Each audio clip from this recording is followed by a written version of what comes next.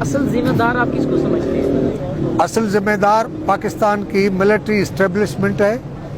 General ہیں۔ اس وجہ سے میں راولپنڈی کا لفظ استعمال کر رہا تھا کہ شاید آپ اس کو اس طرح نہ رکھ سکیں، لیکن اس کے ذمہ دار پاکستانی جنرل ہیں جنہوں نے تاریخ سے سبق نہیں سیکھا۔ آج تک ملک کے لیے جو بھی انہوں نے پروجیکٹ بنایا وہ ناکام رہا ہے، 48 سے لے کر مشرقی پاکستان میں۔ کتاب کہہ رہے ہیں کہ یہ سرنڈر کر رہے تھے مکتی باہنی اور شانتی باہنی کے سامنے، لیکن انڈین آرمی سے ریکویسٹ کی کہ ہماری زیادہ بے عزتی ہو جائے گی اگر ہم نے مکتی باہنی کے سامنے سرنڈر کیا، آپ آؤ آپ کے سامنے سرنڈر کریں گے، اور پھر انہوں نے انڈین آرمی کے سامنے سرنڈر کیا تھا۔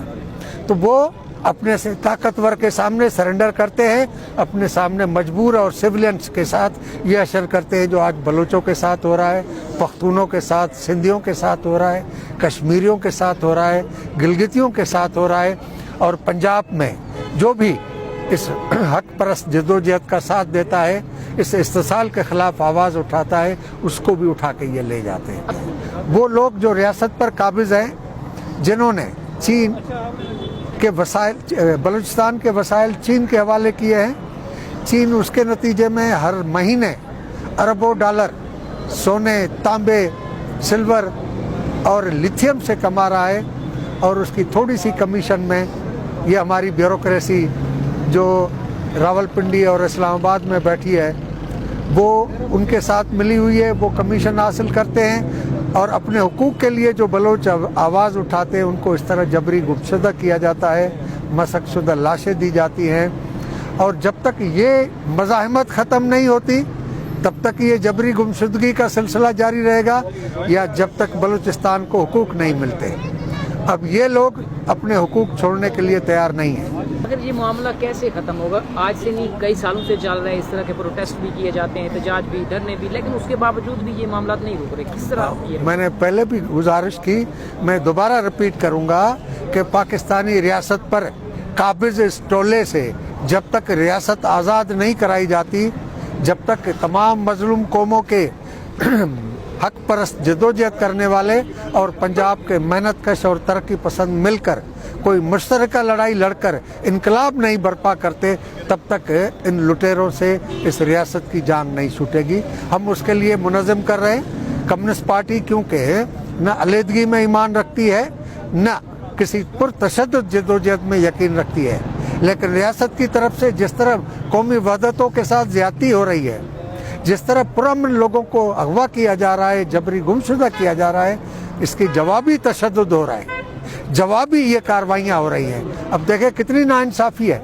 کہ پرامن احتجاج کرتے ہوئے وہ مکران میں کٹھے ہوئے، تربت میں کٹھے ہوئے، خوزدار میں، کوئٹہ میں، آخر یہاں تک پہنچے تو آواز کی سنوائی نہیں ہو رہی، الٹا ان کے خلاف جو ہے وہ ریئیکشن آتا ہے۔ تو اس کے خلاف انقلاب کرنا ہوگا۔ کمیونسٹ پارٹی اس انقلاب کی کوشش کر رہی ہے کہ پاکستان میں سویلینس جو ہے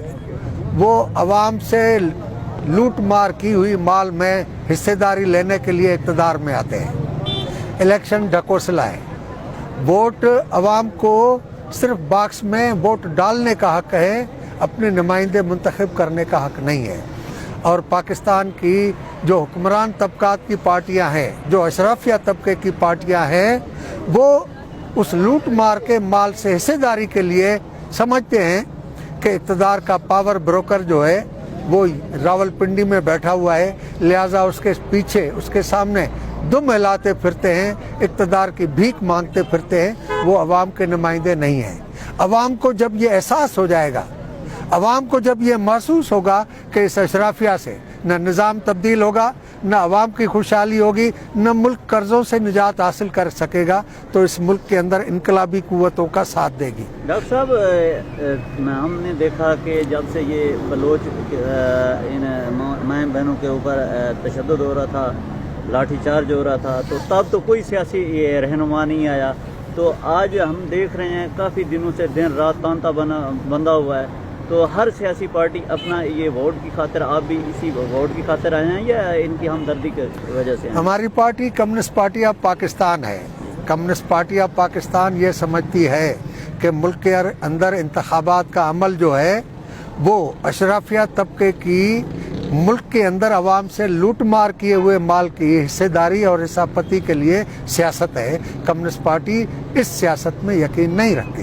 کمیونسٹ پارٹی عوام کو منظم کر کے انقلابی اتھل پتھل کے ذریعے نظام تبدیل کرنا چاہتی ہے۔ ہماری لڑائی نظام کو تبدیل کرنے کے لیے ہے۔ باقی یہاں جو یہ لوگ آ رہے ہیں وہ تھوڑا سا اپنا شرم چھپانے کے لیے آ رہے ہیں، لیکن عوام کے نہ وہ نمائندے ہیں نہ عوام کی نمائندگی کے لیے آ رہے ہیں۔ اور بلوچستان میں تو خصوصی طور پر ان کو پتہ ہے کہ جنرل اپنی مرضی سے کبھی باپ بناتے ہیں، کبھی بیٹا بناتے ہیں، کبھی کسی کو حکومت دیتے ہیں، کبھی کسی کو۔ کمیونسٹ پارٹی یہ سمجھتی ہے کہ عوام کی انقلابی اتھل پتھل سے نظام تبدیل کرنے کی ضرورت ہے۔ اس ووٹ کے نظام سے ملک کے اندر کوئی تبدیلی نہیں آئے گی۔ یہ سوال کہ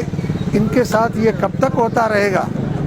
تو یہ تب تک اس ملک میں مظلوم قومی وحدتوں کے ساتھ ہوتا رہے گا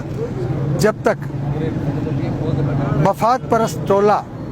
اقتدار پر قابض ہوگا، جو عوام کے نمائندہ نہیں ہیں، عوام کے ملازم ہیں، عوام کی ٹیکس سے تنخواہ لیتے ہیں اور ریاست پر قبضہ کیا ہوا ہے اور ان کو کسی چیز کی پرواہ نہیں۔